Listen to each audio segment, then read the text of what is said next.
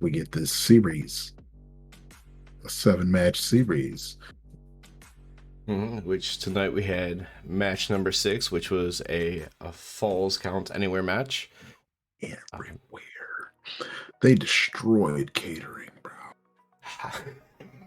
That's as a fat man, it was hard to watch.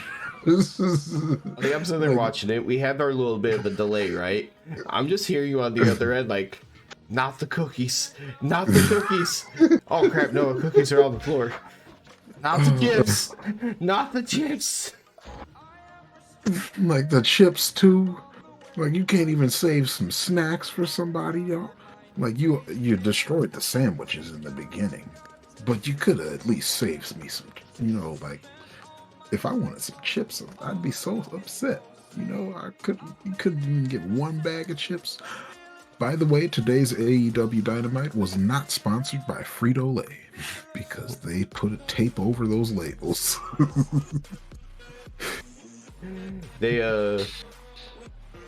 How did you feel about the start of this match? Because we came back... Felt like they destroyed a lot of food. From like a segment or something, and it was just like, whoa, there's a fight in the back. Oh wait, this match has started now. I don't know, I liked it. It was different. Like, it caught me off guard, like, oh crap, the match is already happening. Which, honestly, if you want to keep people in their seats watching the TV, like, you kind of want to keep things moving and entertaining, so it worked. Yeah. And yeah, they're doing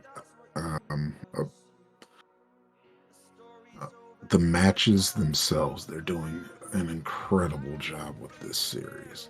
The story, not feeling it so much as they made it very obvious, and I definitely like surprises, but they're doing a great job with the matches, and this one was very different from the others, even not just because it was a Falls Count Anywhere and they were backstage brawling and doing old WWF games. They were stuff like the ending just presents a very different story than every single other match that they've had. It combines a little bit of the aspect of match was 3, I believe it was, where they attacked that triangle on the stage and they did all the brawling. Yeah, I like this here. They were all still in their street clothes. Of course, the triangle is all geared up, of course, but they're like in street clothes, and hey, so it set the story even better that they just kind of came out of nowhere. And all right, that hurt. But yeah, they just kind of came out of nowhere and attacked them, and we're getting this thing started because they're willing to do whatever they had to do. They end up getting out of the backstage area by going through, I believe in AEW they call it the go position, and basically heading out, through the entrance ramps. Yeah. And that's Phoenix was up on top of one of the entrance tunnels and did his big like tornado leap. And like looking at the people count and the way it scattered, I think he took out more of his own team than he did the other team. There was, so yeah, Pac and Penta were there, but one of the Young Bucks ended up by the entrance tunnel when they all fell apart, and the other one ended down the ramp by where the camera person was because they came up the ramp later. But Kenny was in the tunnel because he ran out and V-triggered Phoenix right after. Mm-hmm. So I'm like, I know there was at least 4 people there. Okay, there was both the Young Bucks and he just tumbled the other way.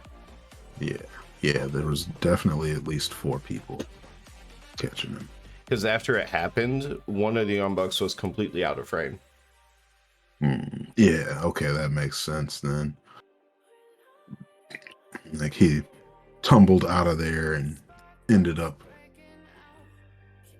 He fell doing his own down thing. the ramp and probably rolled a little bit. The other brother was on the other end, probably fell towards the entrance, and the other two kind of just fell where they were. But yeah, Kenny came running out the other tunnel and hit the V trigger when Phoenix got up. Yeah. This match, holy shit, was there spots. This whole match was just spots. Holy shit, man. Spots and ruining a bunch of good food. Yeah. With spots. Like that was the match in a nutshell. The whole thing was a spot.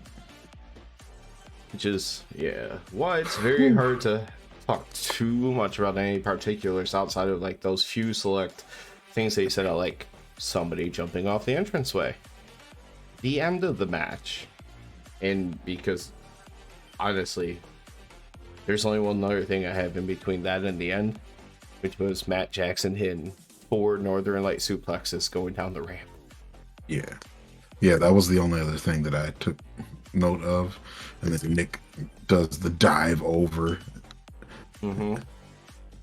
Like, so much. Oh, and then I forgot about the other thing that I noticed was the distance that Ray Phoenix got on that cannonball when he dove out of the ring and onto Kenny. He was like at the ramp. I would love. Like, he was like a few feet up the ramp when he landed. I was like, what the? That doesn't really fit Dante's style. Yeah. So with that being said, it only really leaves me with 2 people, but I want to see, instead of like a long jump competition, I want to see Phoenix versus Darby A Allin. long tope competition. Just diving through the middle ropes, like straight ahead. Who can land further? Darby versus Ray, because Darby gives no Fs. Yeah. Because that was the coolest cannonball tope I've seen in a while. You know what? I forgot about making a hit of the night, so go ahead and give me the graphic. Well, there you go, sir. Yeah, that cannonball was dope. Ray, how do you get that much distance? Like, yeah, from the ring to the entrance ramp is, what do you say, like, good 10 feet? To the base of the entrance ramp, probably more, maybe actually. like 10 to 12.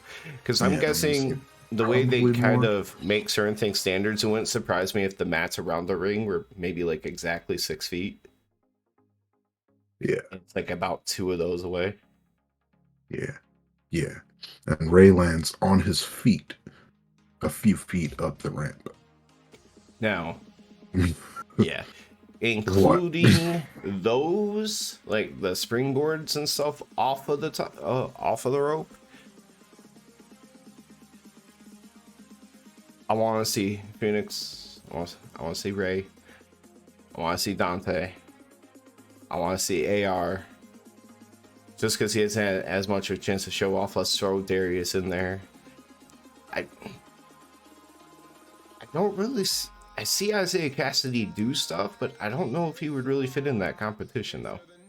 Man, I feel like out of Private Party, Mark Quinn is more the high flyer. Yeah. He does more risky stuff, but I don't know. Who knows which one of the two is the more athletic, but it does seem like Quinn does more of the... I feel like he does more of it. The risky. But when we see them both straight up jump, like in terms of moves and stuff, I feel like Cassidy just tends to get more air. Yeah, I was going to say, yeah, he might be more athletic. But yeah, it's just, I don't know, maybe it's just because I see Quinn jump more, because he takes more risks. But I don't think either of them really... Quinn does a lot. Mm-hmm. I just still don't know if he does as much as any of those other ones we just named, though. Yeah, no, I don't think so. Nothing like those guys. But so I But I'm wanted to so deter for a moment because I'm just putting the graphic right back up. eh.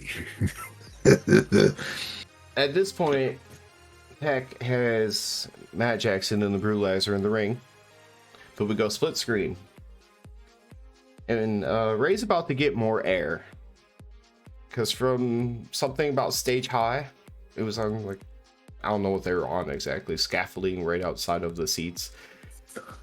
Kenny lifts him up, gets him on the one-winged angel, jumps off through some tables, and gets the pin. Commentary talks like these things happened only a second or two apart, but it felt a lot longer.